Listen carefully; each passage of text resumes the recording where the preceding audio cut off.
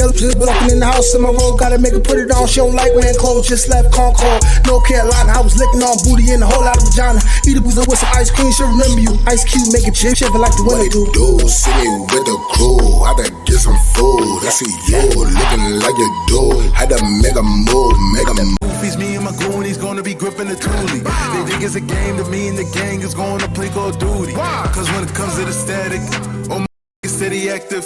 Catch you lacking in traffic, giving close caskets. I'm in my lane when I'm spinning the block and I'm putting the pin. In order, you know what I'm saying? That's just how it was. It's sad to say, but in order to survive that environment, you have to become an animal.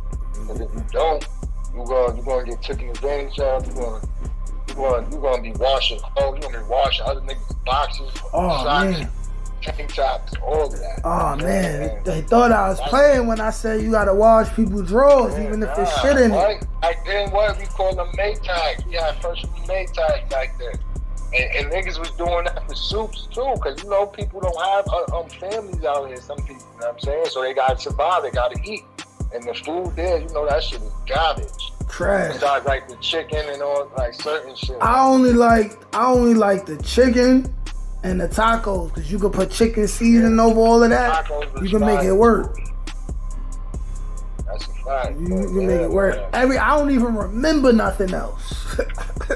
Yeah, I wasn't fucking with that. I had so much food, I was good. Like, I had family, thankfully, to hold me down on the outside.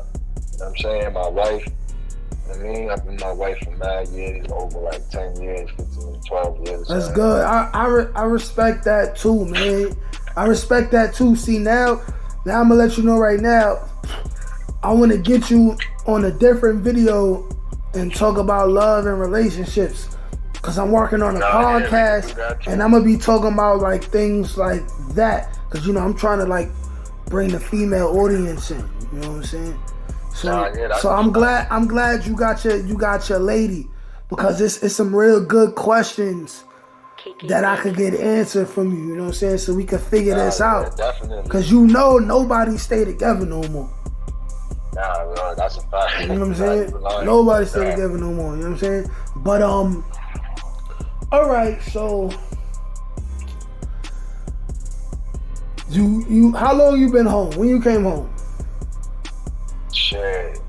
So how long you been home? I came from the big that Halloween arrest that I ended up doing 3 years. I came home in 2010 from that. So, you know, I had 5 years parole, post supervision, which means I wasn't getting off until 2015. Within them 5 years of parole, I did 2 violations. I did Edgecombe, which is 45 days. That's in the Heights. Edgecombe. Oh man, yeah, damn Edgecombe. And then I did Willard. 97 days. But I ended up doing more than 97 days, because before I even got violated, I was out on bail for another charge. And yeah, that was a crazy story, but yeah.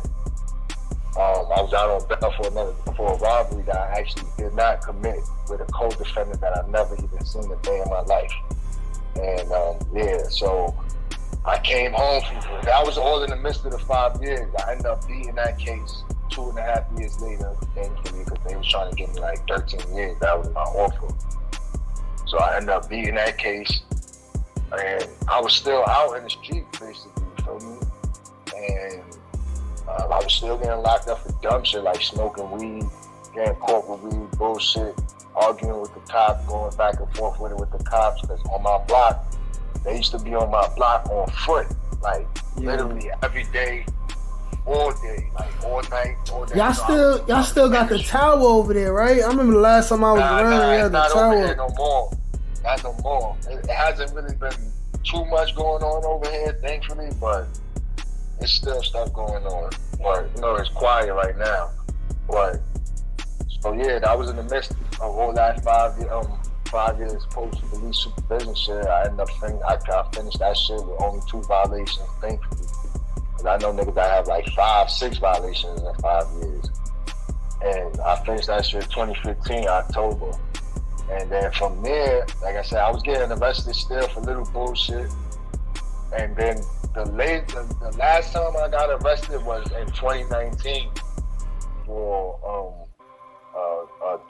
drug indictment, a conspiracy on my block. So it was 14 of us in the drug indictment, basically. And they basically, it was like, I can talk about it now because everybody, that case is done, basically. Everybody's home from that shit. Nobody did no time for that shit, basically, because it was a weak ass case. And it wasn't the feds, thank God. Because if it was the feds, then I most likely would not be sitting there talking to you right now. So they had us under surveillance for a year. And they had us under surveillance for a year. And they supposedly, right, all they got in a year was 32 crack sales to an undercover, which ain't shit. If you do the math on it, 32 crack sales, that's $320 of dimes. Yeah, crack. I didn't know. So that's not nothing. So that's a weak case from the jump. That's why I didn't go to the feds. You know what I'm saying? Thankfully, God was on all of our sides. And, you know, we all sat up. That shit happened March 1st, 2019. We all sat up until about, what else was it? May? I came home from that shit June. One of my other a couple of other codees came home a month before that. Basically, everybody got programs except for like a few niggas because before that case, they already had other cases and that they was pending or out on bail, so they had to deal with that and take care of that. And then one dude, or I think one or two dudes on my indictment, they had a body or some shit like that. But that didn't have nothing to do with nobody else. You know, that was just some extra shit. I don't even know, honestly, with that case, bro, the way they made it seem, it was like that all 14 of us was, you know, how you want to say it? Like how I was like, we was all conspiring. How you say it? Conspiring. Yeah, conspiring into like together into, you know, selling drugs, which that wasn't the case. They was trying real hard to wrap y'all up. Yeah, you know what I'm saying? Like I said, and it's crazy because we all thought it was a federal case at first. But once we got to the precinct, the D's, they told us like, yo, it could go federal, but right now it might not. It's looking like it's not. You know what I'm saying? And I just, you know what I'm saying? That right there, bro, that shit made me start looking at life a little bit more different and seeing shit different. You know what I'm saying? Because that being in that situation and being in there, bro, that's just a fucked up situation to be in. Like I said, you gotta become a person that you're not in order to survive. You know what I'm saying? So that was the last time I got locked up, actually, 2019, for something serious. I got arrested, like, for suspended license after that bullshit, but that shit ain't nothing.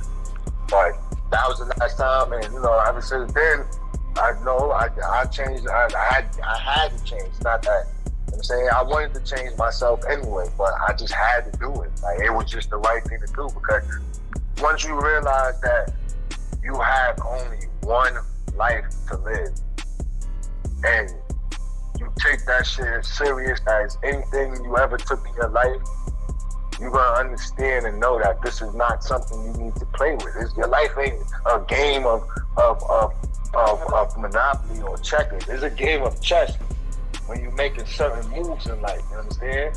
But that's how I ended up changing. But I almost lost my family, all that. You know what I'm saying? Behind that, everything.